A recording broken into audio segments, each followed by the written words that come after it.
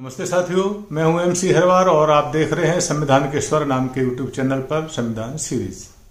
आज हम उच्चतम न्यायालय के एक बहुचर्चित प्रकरण M Nagaraj versus Union of India 2006 प्रकरण को समझने की कोशिश करेंगे। मूल प्रकरण यह है कि एम नागराज बनाम भारत संघ 2006 के मामले में 85वें संविधान संशोधन अधिनियम 2001, जिसके द्वारा 16(4)(a) को भूतलक्षी प्रभाव यानी 17 अप्रैल 1995 से जोड़ा गया था और जिसके द्वारा पारिणामिक वरिष्ठता में आरक्षण दिया गया था तथा पदोन्नति में वरिष्ठता को प्रदान करना प्रशासन में कार्यकुशलता को प्रभावित करता है इत्यादि के संबंध में चुनौती दी गई थी। पिटिशनर एम नागराज ने कहा कि इंदिरा साहनी के मामले में निर्णय दिया गया था कि पदोन्नति में पिछड़ी जातियों को वरिष्ठता केवल नियुक्ति के समय होगी, पदोन्नति में नहीं। लेकिन 77वें संविधान संशोधन द्वारा 16(4)(a) आर्टिकल में भूतलक्षी प्रभाव से ज्येष्ठता 17 अप्रैल 1995 से प्रदान की गई, जो कि असंवैधानिक है। एम नागराज एंड अदर्स विरुद्ध union of India writ petition क्रमांक 61 वर्ष 2002 का फैसला 5 जजों की ही एक संविधान पीठ ने सुना। संवैधानिक पीठ में justice YK Sabharwal chief justice of India थे तथा justice KG Balakrishnan, justice SS Kapadia, justice CK Thakkar, justice PK Balasubramaniam इत्यादि उस संवैधानिक पीठ में थे। पीठ ने अपने फैसले दिनांक 19 अक्टूबर 2006 को कहा कि सरकारी नौकरियों में पदोन्नति अनुसूचित जातियों जनजातियों के वर्गों को संविधान के आर्टिकल 16(4) और आर्टिकल 16(4)(ख) के अंतर्गत दी जा सकती है, पर इसके लिए किसी भी सरकार को कुछ ऐसे मापदंड हैं, उन मापदंडों को पूरा करना होगा।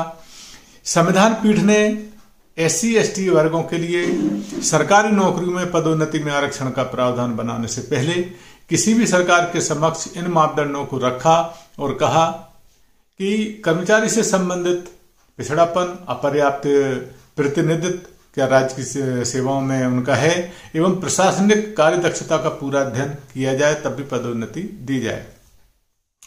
कोर्ट ने आदेश में यह भी कहा कि SC/ST वर्गों के लिए पदोन्नति में आरक्षण का प्रावधान बनाने से पहले सरकार को इस बात के योग्य आंकड़े जुटाने होंगे कि ये वर्ग कितने पिछड़े रह गए हैं, इनका प्रतिनिधित्व में कितना अभाव है और यह कि प्रशासन के कार्य में इनसे क्या फर्क पड़ेगा। नागराज के फैसले के 16 साल बाद भी राज्य सरकारों द्वारा इन वर्गों के अपर्याप्त प्रतिनिधित्व से संबंधित आंकड़े पेश किए जाना आज भी शेष है, जिस वजह से इन वर्गों के पदोन्नति में आरक्षण पर लगभग रोक लगी हुई है, चाहे त्रिपुराखंड, मध्य प्रदेश राज्य हो या बिहार, उत्तर प्रदेश।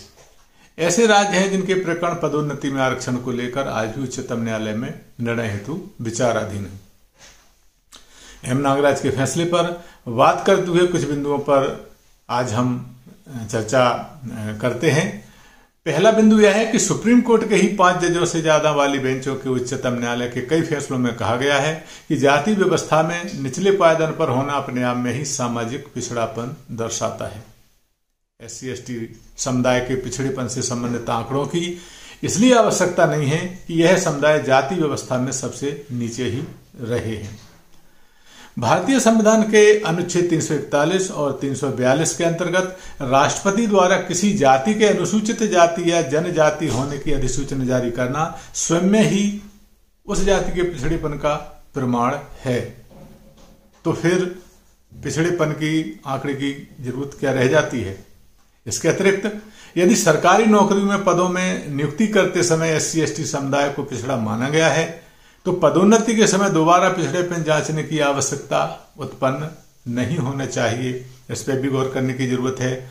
दूसरे बिंदु जिस पर हम बात करना होगी वह यह है कि SC/ST समुदाय के लिए सरकारी नौकरियों में आरक्षण 22.5% यानी 15%, 7.5%, इस पर 22.5% प्रतिशत पदों पर सरकारें आज तक पूरी भर्तियां नहीं कर पाई, जो इस सच्चाई का सबसे बड़ा प्रमाण है कि इन वर्गों का सरकारी नौकरियों में प्रतिनिधित्व आज भी अपर्याप्त है।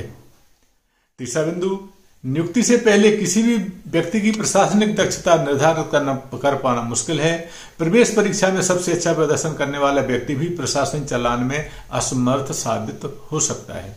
हाल ही में किए गए एक शोध में पाया गया कि आरक्षित वर्ग से आने वाले अधिकारी प्रशासनिक और तौर पर उतने ही सक्षम होते हैं जितने अनारक्षित वर्ग से आने वाले अधिकारी। शोध में यह भी पाया गया है कि आरक्षण की वजह से प्रशासन में कोई बुरा प्रभाव नहीं पड़ता है। साथ ही पदोन्नति करने से पहले हर विभाग एनुअल कॉन्फिडेंशियल रिपोर्ट, जैसे हम ACR भी कहते हैं, पर विचार करता ही है, जो किसी भी व्यक्ति की प्रशासनिक क्षमता दर्शाती है, तभी पदोन्नति दी जाती है। इसके अलावा इस बात पर ज्यादा ध्यान देना चाहिए कि M नागराज मामले में लगाए हुए मापदंड सुप्रीम कोर्ट की ही बड़ी बेंच के निर्णयों के विपरीत हैं। जैसे जनरल सिंह बनाम लक्ष्मी नारायण गुप्ता 2018 सब क्लॉज 4729 में उच्चतम न्यायालय ने कहा कि आर्टिकल 341 एवं 342 के अंतर्गत राष्ट्रपति द्वारा नोटिफाइड सूची में SC/ST पहले से ही चिन्हित हैं, इसलिए उन पर बैकवर्डनेस का सिद्धांत लागू नहीं होता है। जब M नागराज के इस केस में उच्चतम न्यायालय ने कहा कि SC/ST को पदोन्नति में आरक्षण देने के पहले बैकवर्डनेस का अध्ययन किया जाए, दोनों ही उच्चतम न्यायालय की बातें आपस में थोड़ा सा विरोधाभासी प्रतीत होती हैं। नागराज मामले में संविधान पीठ ने कहा कि आर्टिकल 16(4)A और आर्टिकल 16(4)B का आधार आर्टिकल 16(4) है, जो कि मौलिक अधिकार नहीं है। लेकिन आर्टिकल 16(4)A और आर्टिकल 16(4)B का आधार आर्टिकल 16(4) नहीं बल्कि आर्टिकल 16(1) है। आर्टिकल 16(1) सरकारी नौकरियों में अवसर पाने में बराबरी देने वाला प्रावधान संविधान में किया गया है। 1975 में केरल राज्य बनाम NM थॉमस वाले मामले में सुप्रीम कोर्ट की 7 जजों की पीठ ने यह निर्णय दिया था कि आर्टिकल 14, 15 और आर्टिकल 16 को एक साथ पढ़ा जाना चाहिए, जिसका मूल आधार बराबरी का अधिकार है। आर्टिकल 16(4) अफसरों की समानता को दर्शाता है। यदि आर्टिकल 16(4) जैसा 7 जजों की पीठ ने माना आर्टिकल 16(1) और आर्टिकल 14 और 15 का विस्तार है, तो आर्टिकल 16(4)A और आर्टिकल 16(4)B भी इन्हीं प्रावधानों का विस्तार है। तो इन सभी प्रावधानों का एक ही उद्देश्य है कि आरक्षण द्वारा सामाजिक रूप से पिछड़े वर्गों को अवसरों की समानता का अधिकार देना, ताकि वह वर्ग समाज में सबके बराबरी में आ सके, और यही राज्य सरकारों का प्रयास भी है। इन प्रावधानों की ऐसी व्याख्या सुप्रीम कोर्ट के बाद के निर्णयों में भी देखने को मिलती है, जो नागराज मामले से पहले आए हैं।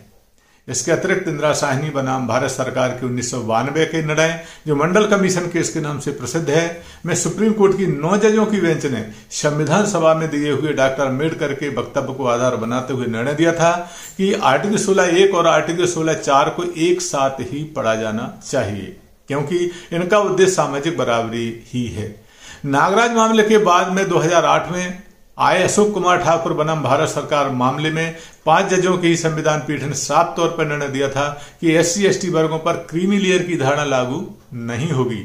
यह सभी निर्णय नागराज मामले में बनाए हुए मापदंडों के आधार को निरर्थक साबित करते हैं। तो इन सभी बिंदुओं को ध्यान में रखते हुए अनुराग भास्कर, जो हार्वर्ड विश्वविद्यालय से पढ़े हुए, कहते हैं कि सुप्रीम कोर्ट को नागराज मामले में दिए अपने फैसले को पुनर्विचार के लिए बड़ी बेंच को भेजना चाहिए। तो आशा यह है कि राज्य सरकारों को अपर्याप्त प्रतिनिधित्व से संबंधित क्वांटिफाइबल डाटा एकत्रित कर पदोन्नति की कार्रवाई करनी होगी, जिससे सभी को पदोन्नति का लाभ मिल सके।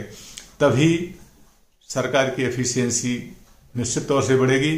तो यह थी M Nagaraj versus Union of India 2006 के प्रकरण की जानकारी, जो आपको प्रस्तुत की गई है। साथियों, यह वीडियो आपको कैसा लगा? यदि अच्छा एवं उपयोगी लगा हो तो कृपया संविधान के स्वर यूट्यूब चैनल को लाइक करें, सब्सक्राइब कर बेल आइकन पर बटन दबाएं, जिससे आने वाले वीडियो के नोटिफिकेशन आपको पहुंच सकें।